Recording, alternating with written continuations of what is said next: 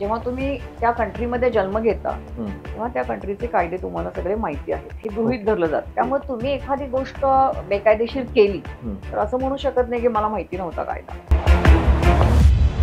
POCSO नावाचा एक act आलाय, protection of children from sexual offences act असं त्या ऍक्टचं नाव आहे. बरोबर. ही निर्भयाची केस झाली दिल्लीची, त्याच्यानंतर हा कायदा अस्तित्वात आलाय. किंवा 18-19 वर्षाची मुलं, 26-27 अनमॅरिड मुलं, त्यांचे आणि मुलींचे जे काही अफेअरच्या केसेस असतात किंवा रिलेशन्स येतात, तर त्यातून ज्या केसेस होतात त्या अतिशय वाईट आहेत. त्या बलात्काराच्या केसेस होतात जर रिलेशन्स आले तर.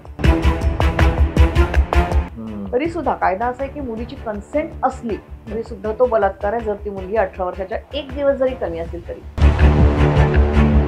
कोर्टाची इन द सेन्स, कोर्टामध्ये तुमची मॅटर गेली की 5-6 वर्ष, 7-8 वर्ष आपल्याकडे आता हा नॉर्मच आहे की त्या मॅटर्स हालत नाहीत. पेंडन्सी खूप आहे, काही कोणाचा दोष आहे असं म्हणत नाही मी, पेंडन्सी खूप आहे. त्यामुळं ते 7-8 वर्ष ते कोर्टात येणं डिप्रेसिंग वातावरण असतं बाकीच्यांना, बाहेरच्यांसाठी. वकिलांचं सोडून द्या, बाहेरच्या लोकांसाठी डिप्रेसिंग असतं ते दिवस थांबणं. काउन्सिलिंग करून या गोष्टी शक्यतो कोर्टात न जाता जेवढ्या मिटवता येतील तेवढ्या मिटवाव्या. हुक्कम post Sangli with Vishal channel share करा, लाईक करा, सबस्क्राईब करा.